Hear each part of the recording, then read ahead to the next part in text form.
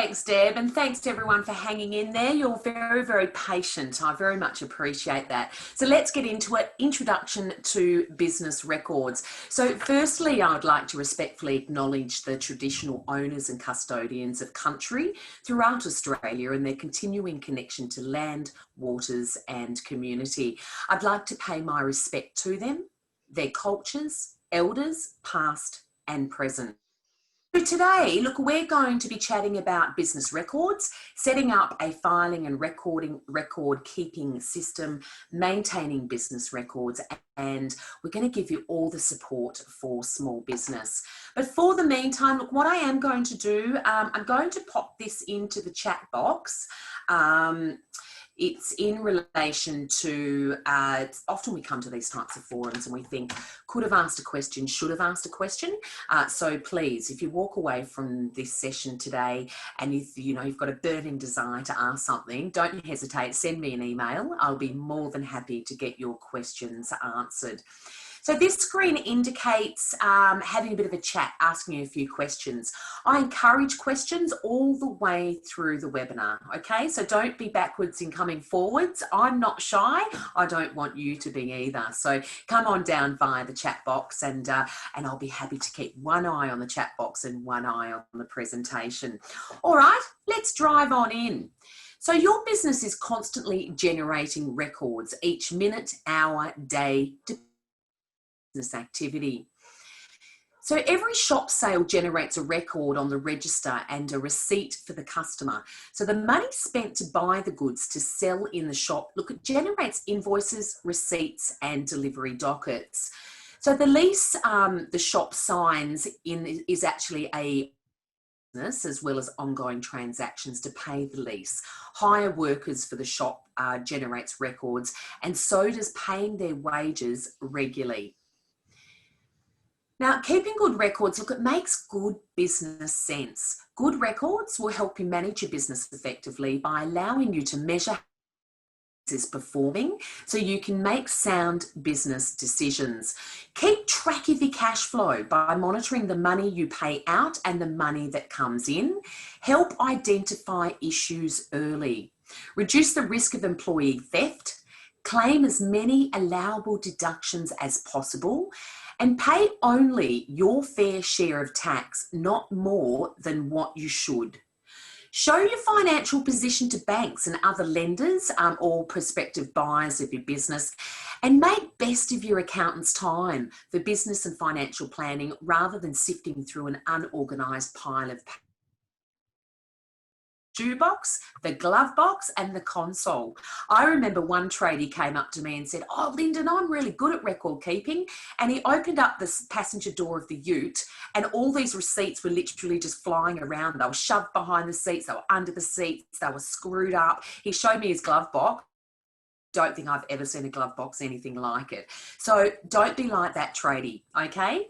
Now, as a business, you engage in various activities where money flows through your business. Essentially, you have money coming in and money going out of your business. So money will flow into your business from four main sources. So the money flowing into your business, look, it might be income from selling goods or services, money from selling business assets, money you've contributed to the business, and money you have borrowed. Now, money flowing out of your business may be, look, payments of expenses of running your business, payments to buy or replace business assets, payments to you from your business, for example, living expenses and money lent to others. Now, these money flows are called transactions. To protect all parties, these transactions are supported by recording the details of the transactions. So these documents are called source documents. Source documents, look, they can include registered tapes, points of sale receipts, sales receipts, tax invoices, loan documents, credit card slips, diaries, checks, employee records. You get the picture, don't you? So to generate source documents, retail businesses need a device to record transactions at the point of sale. Most commonly, either a cash register or a point of sale system. So a cash register is the your financial transactions and issue a receipt for your customer. At the end of the day, you'll get a report of total sales that you've made. Now, a basic point of sale system is a cash register, which also includes debit credit card readers. So a debit credit card reader allows customers to pay using their tap and go cards, you know, the good old tap and go, rather than cash. So a point of sale system is more expensive than a cash register alone, but consumers are increasingly using cards rather than using cash, in particular through COVID. So the Reserve Bank of Australia in 2016, they showed that cards are now the most used Australian consumer payment method, accounting for 52% of transactions. And mind you, that goes back to 2016. That's 4 years ago. So that number would be a much higher than 52%. And 60% of those transactions were tap and go. So you'd think that would be a lot higher as well. So it's worth noting here that since the 4th of October 2018, the government's banned activities involving electronic sales suppression tools for people and businesses that have Australian tax obligations. You may be liable for criminal and administrative penalties. Supply, possess, or use an electronic sales suppression tool. Knowingly assist others to produce, supply, use electronic sales suppression tools, and promote the use of an electronic sales suppression tool. So look, there's a lot more on ato.gov.au, but what I am going to say from an auditing perspective, let me make it real for you. So last year, we audited a software developer in Melbourne who was developing the electronic sales suppression software. Want to know what that is? Let's break it down. Let's say you've got 10 invoices, or you've got 10, right? 5 of those sales are for $5,000. The other 5 of those sales are for $20. So what an electronic sales suppression tool does, which is totally illegal, it gets rid of the $5,000 sales and leaves you just with their 5 $20 sales. Okay, so that is, it makes it look like you've only made $100, and the other $25,000, woof, poop, gone. It just goes into thin air. So what happened, we went down and we busted this sales developer, and he's now sitting behind bars. The people that bought the sales suppression software, they've now been penalised so heavily to the extent they've gone out of business. The ones using the sales suppression software, yeah, some of them have survived. And the reason why they survived was because they didn't realise what sales suppression software was. The other half did know what it was and was openly using it and are now out of business. That's why we concentrate on saying, don't go down the path of a sales suppression software, because you will get caught. We're very much across it. All right, let's move on. Let's take my auditing hat off and we'll move on to the next section. But just before I do, as a new sole trader working alone, I plan to invoice for contractual work I do by the hours worked and related expenses. Do I need to add GST to my hourly rate and the expenses I had? I do not yet know how much I'm going to earn for the year. Could be less than 72,000.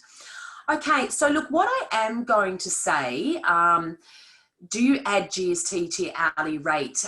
You don't have to register for GST until you reach 75,000. But allow me to say this, if you choose to voluntarily register for GST and you're starting up a small business, think about this. How many products do you need to buy to be able to run? Let's look at a woodworking business. Got your planes, you've got all your woodworking materials and equipment. So there's going to be GST on that.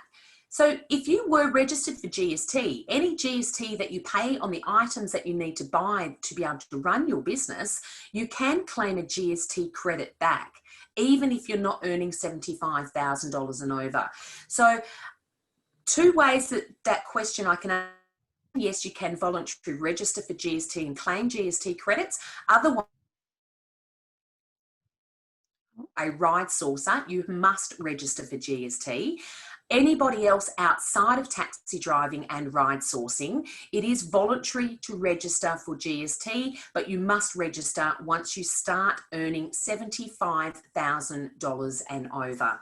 I hope that's helped answer your question. Thanks, Bridget. Appreciate that. Okay, so let's talk about setting up So apart from the various tools to help manage your business records, you might need to set up a good filing system. So this will help you follow up overdue debts, know when your accounts are due to be paid. It'll also help you manage your cash flow.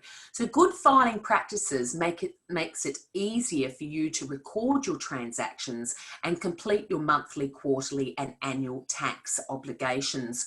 Look, you could set up one or most likely a combination of, say, a filing cabinet system, binder filing system, or an electronic filing system. So rather than filing all documents in one drawer or glove box or console, the way to organise them is to file accordingly to the expense type. So for example, invoices, receipts or quotes that you issue to your customers could be filed together in date order. Now with your purchases, you could have a separate folder for filing. Excuse me, I won't be long.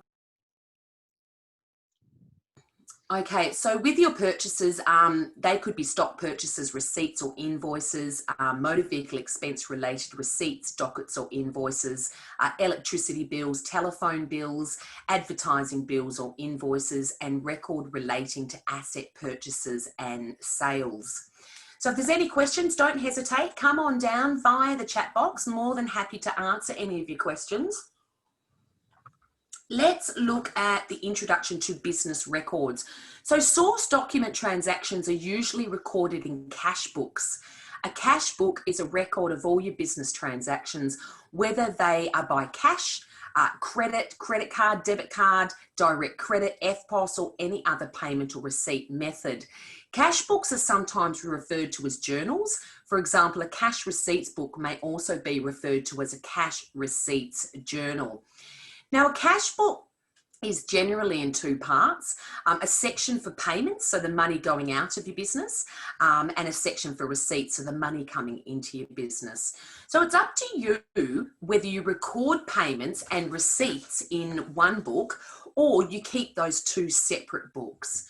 Whether you choose to keep your records electronically or manually, your cash book is the basis of your record keeping system. So the advantage of using a spreadsheet program for an electronic cash book, that is one set up, all the columns will automatically add if you use a manual cash book, and you have to add the amounts manually. So look, let's look at an example. Just before we do, I'm just going to go back to Deb. Deb, tell me what's happening in the Northern Beaches Council space. What's coming up on your program of events that will interest our listeners? Thanks, Lyndon.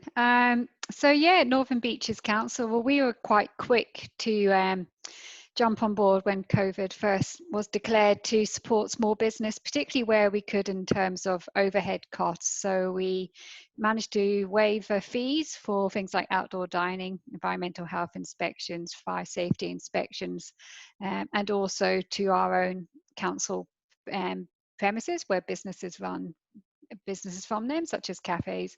And we also ran a series of Adapt and Survive webinars where we were looking at a range of issues which are becoming more and more prevalent, I think, around mental health, how to access grants, particularly to Service New South Wales grants, but also some issues around staying connected with your customer. And the next thing that we're doing is really more of a series of workshops and one-on-one support for businesses on how to get improve their digital presence, and particularly using social online methods to connect to their businesses and the other customers. So we're really doing a rolling program of information, webinars, but also hopefully some more hands-on work with businesses. If you want to be involved in those, we'll be sending out an email at the end of this with my contact details. I also encourage you to sign up to our newsletter, and we'll also be sending through a link of the recording of this webinar so that you can hopefully go back and capture all that information. Back to you, Lyndon. Fantastic. Thanks, Deb. Let's look at spreadsheeting. Let's have a bit of a look at this. So an example of an electronic spreadsheet program set up as a cash receipts book. So a cash receipts book is a list of all the income you've received for your business. So you may decide to have some income columns in your cash books so that you can separate your income into that apply to your business. So using more may be helpful to obtain for your business. For example, a restaurant may want to keep separate income figures for dine-in food, dine-in drinks, and takeaways. A retail fashion business, look, they may want to keep tallies of different department clothings, accessories, and shoes. A tradesperson may want to separate income into materials, labour, and retail sales. So look, a cash receipts book will also help you reconcile your bankings with your takings. If your business has a large number of transactions in a day, for example, you run a convenience store or perhaps a takeaway, you probably use a cash register. If so, you can use the reconciliation of the daily sales form to be able to work out the total of your transactions every day. So this means you can then transfer just one amount to your cash receipts book at the end of the day, rather than recording every single amount. Now, this is an example of an electronic spreadsheet program set up as a cash payments book. So cash payments are amounts of money you pay for goods and services you buy for the day-to-day runnings of your business. Look, it's good business practice to pay for the business purchases from your business account wherever possible. This may be by cheque, direct debit, EFTPOS facility. However, it isn't always practical. It's important to record all of your cash purchases in the cash payments book, including paying suppliers cash from the register, for example. So by failing to record all your cash purchases, it's possible you may not tax deductions that you're entitled to, as well as failing to claim your full entitlements to goods and services tax. So you need to keep receipts and invoices for your business purchases and then record payments, whether from your takings or pocket. So keeping monthly summaries of your cash books makes calculating your bank reconciliation statement straightforward. Summaries also provide a snapshot of receipts and payments over a longer period, useful tools to manage and make decisions about your business. For example, the summary is shown at a glance when sales are highest over the year. So the business owner can think about the reasons about that. What's happening in those months? What are the extra sales coming in from? And that's a really important part to add. You know, I would like to always start up a kayaking business. So let's use that as an example. If I was to start up my kayaking business in January, right? So I've just gotten going. February was an absolute boom. Well, the beginning of February was fantastic. Started to slow down a little bit the second week of Feb, but then it picked up. March, between March and April, they were pretty good months.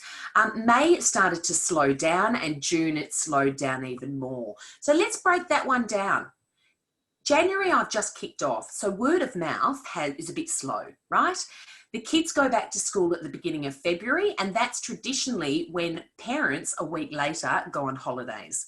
So they like to take a bit of a break away. You know, the kids go and spend a bit of time with the grandparents. So the parents are coming out. They're March and April, we're looking at school holidays between the 26th of March and the 14th of April. So that's an absolute boom time for my kayaking business. May, starting to get cold. Nobody wants to be on the Nepean River with the cold wind flying down it, or in Ku-ring-gai Chase with the wind, you know, running up against that water. So June, again, same circumstance. So I need to be able to, in my second year of business, look back at my first 6 months and then my second 6 months of my first year in business and say, why did I make money when I did? Why didn't I make money when I could have? What could I do differently to make more money? So you need to be able to have that projection, to be able to see what's going on exactly in your business. So, and also you've got to look at your business too in relation to, is it seasonal? So these are the type of questions when it comes to being able to look at your business records and gain a real understanding as to what's happening in your business and how can I make that better. So look, I'm mindful of time. We're going to keep skipping on. If you do have questions come in, please put them into the chat box. More than happy to get them answered for you. So the records kept in your cash payment books and summaries makes it easier to complete quarterly and annual reports. So the ATO online services such as the business portal makes it reporting easy. So most of your business reporting, look, it can be done via the business portal. It's the main tool for business their tax and deal with the ATO online. So in your business portal, look, you can lodge activity statements, you can send us secure mail messages, you can check your statement of account. Do you have a credit? Do you have a debit? You can also do the payment plan estimator. So if you do have a debt, you can work out easily what you can afford each month to be able to pay back your tax debt. Now, I've placed these links into the chat box, and the reason why I've done this is because AusKey is no longer. It was hardwired to end on the 27th of March. And guess what the 27th of March was? Same day the federal government came down and said, guess what? Welcome to restrictions. COVID is here. So as of the 27th of March, we've been busy transitioning small businesses across to myGovID. If you haven't registered for myGovID and you are a small business and you need to lodge your activity statements, I've placed the link for you to get more information. I've also placed a link in the chat box for our myGovID, Your Digital Identity podcast. It's a podcast that's going to step you right through from step 1 to step 20 in relation to how you're going to register for myGovID and how you're going to link to what we call RAM, but it's Relationship Authorization Manager, to be able to get into the business portal. So the screen that you've got up at the moment. Okay, so let's keep driving on. Let's have a bit more of a look at this introduction to business records. Electronic record keeping. This is a great little tool. If you can go to ato.gov.au/electronic record keeping, the tool's going to ask you, how are you keeping your records now? And if you're honest with the tool's going to come back to you and it's going to say, hey, how about you try this? Or perhaps you could try that. And it gives you really low cost, no cost type solutions and how for you to improve your business record keeping. And it makes it easy. Look, tax dollars. So let us make it easier for you by giving you all the tools and calculators to use to be able to meet your taxation and superannuation obligations. Let's talk e-invoicing, because this is the big hot subject at the moment when it comes to trying to save a few dollars. You probably won't save initial dollars, but certainly down the track, you're going to save a lot of money by doing e-invoicing. So this is a software system of the buyer and supplier where they talk to each other. So e-invoices can be sent from your accounting system directly to a customer's system if both systems support e-invoicing, even if both parties are using software. So look, e-invoicing provides lots of benefits to small business. The biggest benefits are reduced payment times and improved business cash flow, okay? So it helps reduce the occurrence of lost or delayed invoices. So e-invoicing, look, it removes the need to create paper-based PDF invoices. You can scan, post or email them, and you can manually enter them. So the faster processing and invoices with e-invoicing will also result in a massive cost saving. It's estimated to be 70% cheaper to process an e-invoice than traditional PDF paper invoices. So look, to find out your next steps towards e-invoicing, start contacting your software provider to see if you're digitally ready, and then plan to offer e-invoicing. And ask your software provider for e-invoicing and also the level of customer support with them as well, because you want to know that you're supported if you're going to move to a new platform of invoicing. So you can find out more on ato.gov.au. All right, so look, let's have a little bit of a look at the ATO app. Have you heard of the ATO app? So if you haven't, I'm going to pop a link into the chat box now. The ATO app means tax on the go. And I love tax on the go because it means I don't need to waste my valuable time at the end of the financial year reading through my shoebox or perhaps through my glove box or my console or down the sides of my, my seats in my car. And also, it means that I can take photos of my receipts. So to break it down really easily, what the ATO app can do, it can record your income, it can record your expenses, it can record your business related kilometres, whether you choose to do that via GPS point odometer, and you can take photos of your receipts. You've got to love that, don't you? So it gets rid of the whole paper system. What happens? The data goes up into the cloud. Come tax time, if you're a sole trader, my tax on the MyGov platform is going to ask you, would you like me to pre-fill your tax return? And obviously, you're going to be hitting yes. So after that, what happens? All your data comes down from your cloud and automatically pre-fills your tax return. So this actually means that you don't need to sit there anymore tearing your hair out thinking, where do I put that expense? And where do I put that expense? And where do I put that income? Because it's already done for you. If you're a partner, yes, you can still use this app. The only difference is the data will come down from the cloud in an Excel spreadsheet format. And that's when you would send that to your accountant. If you're a sole trader, no dramas, you can still get that, that Excel spreadsheet if you would like to also send that through to your accountant. It's a free app. It's in your Play Store or in your Android store as well. The ATO can't see in the app, it would be a breach of privacy. So this is your app to use for your tax. And let me encourage you, tax on the go is the way to go. Okay. All right. So let's keep driving on. So record keeping, what records to keep? Keep your income, your sales, expenses, your purchases, bank records, statements, asset purchases, any employee or contractor type paperwork. Now, the biggest thing, if you're dealing with overseas suppliers, mate, they are worth nothing. No deductions if they're not in English. So if you are dealing with those overseas suppliers, may I suggest that you would go back to the supplier and say, welcome to Google, welcome to translation apps on Google, and get those invoices translated to English. And obviously they must be in writing and they must explain all of the transactions of what you've purchased. How long to keep your records for? 5 years after the date of issue of the document, okay? And that's a really important part.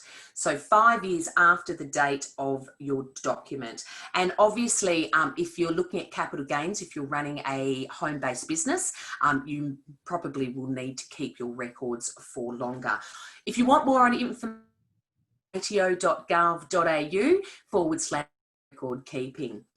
So running a small business, it's all about developing healthy habits and doing tax on the go. Don't leave it to the end of the financial year. It's a nightmare.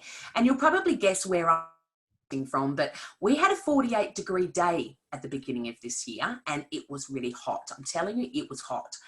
As soon as you go to the shop, you purchase something for your business, you get given that first. Let me tell you, as soon as you walk out of the shop in 48 degrees, not only does the ink disappear off your receipts, part of your skin probably burns as well. But these thermal receipts, they don't last long. So don't cut yourself short by losing valuable receipts because of the thermal printing, because of that thermal paper, okay? Use that ATO app, take photos of your receipts so then you can get rid of the paper copies. Just make sure if you do use the ATO app, you make a nice healthy habit of backing that up. So getting back to developing healthy habits, try and do your as possible. We've all got so much going on in our lives, and you go 12 months down the track, you're not going to remember. If you don't do a detailed description of your purchases and your income, you're not going to remember what it is. So make sure you do your record keeping regularly.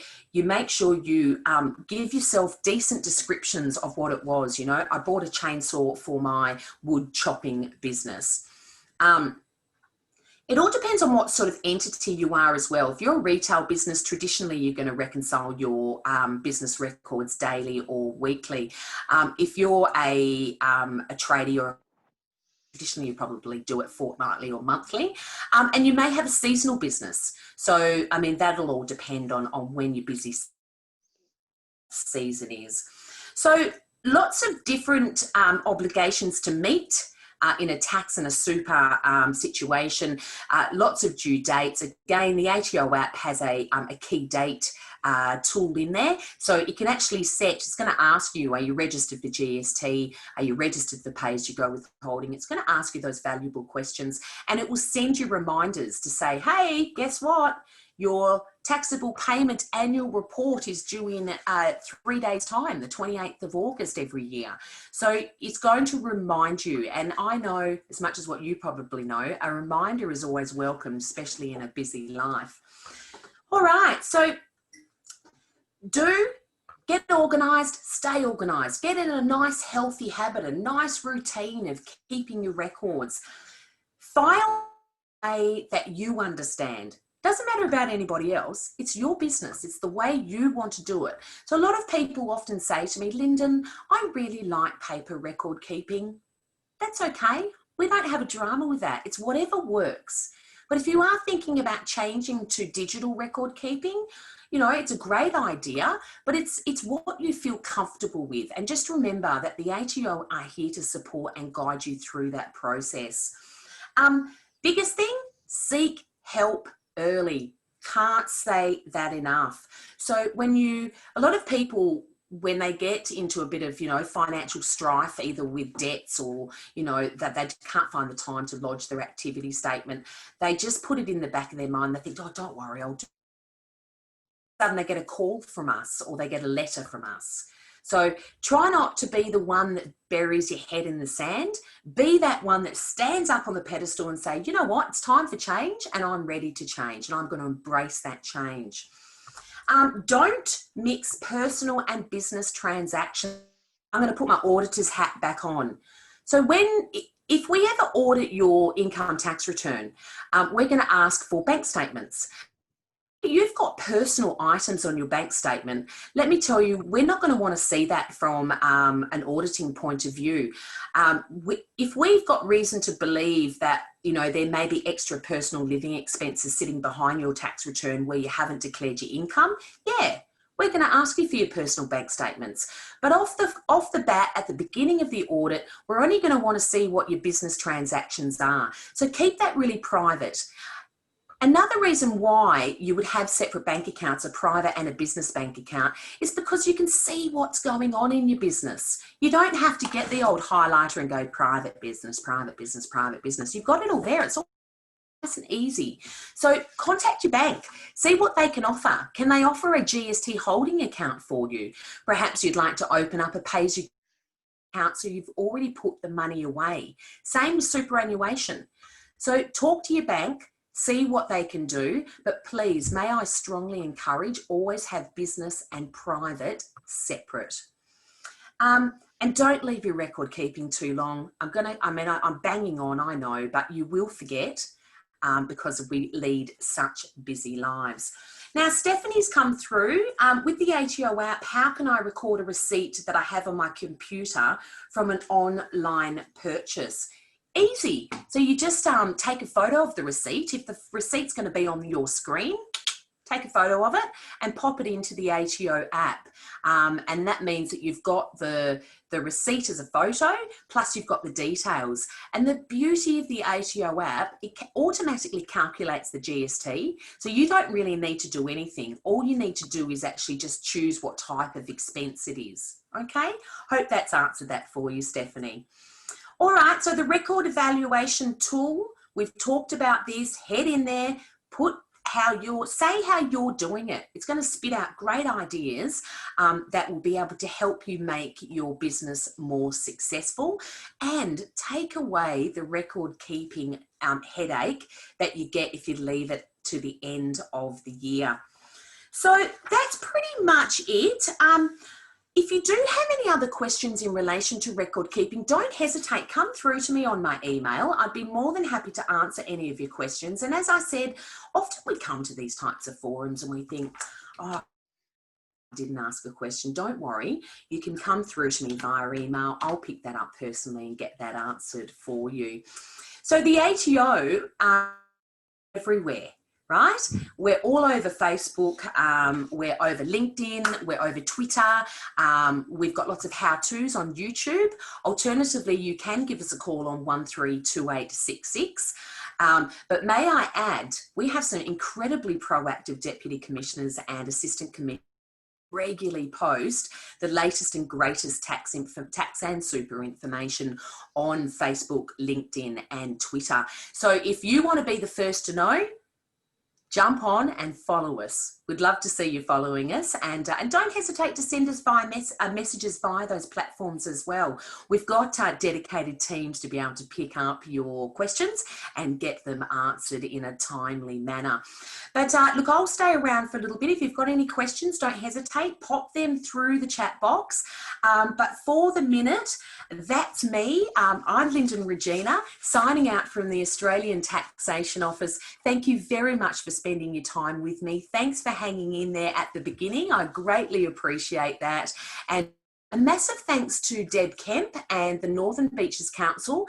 You're very lucky in your Northern Beaches Council space because they're an incredibly proactive council. I hear a lot of other about what's going on in the Northern Beaches Council, and trust me, I talk to councils all over Australia, and the main question is, hey Lyndon, have you had anything to do with that Northern Beaches Council? I heard they're pretty good, and I can always put my thumbs up and go, absolutely, Northern Beaches Council rocks. So if you want to know what's going on in the Northern Beaches Council space, head to their website, or alternatively, Deb will probably give you a few more details now. Thanks for having me on board. Back to you, Deb. Thanks, Lyndon, and thanks for the plug. Yep, so like I've said, this is part of a series. We're halfway through our ATO webinar series. So we got the next 3 Tuesday lunchtimes. We've got one on running a home-based business, managing your cash flow and becoming an employer. So hope to see you at some of those. I will be sending out an email with the recording from today. It may take a couple of days just to download the recording, but we can get that out to you with links to our council website and newsletter, so the forthcoming events, and I'll also include in that the contact again for Lyndon at the ATO with any further questions. So if you could just take a moment to complete this poll, like I say, very welcome to get feedback on how we can continue to run these webinar series. And if you want to stay on and ask a few questions, feel free to do so. But thanks everyone, and again, thank you for coming along today. Thanks. Bye for now. Bye.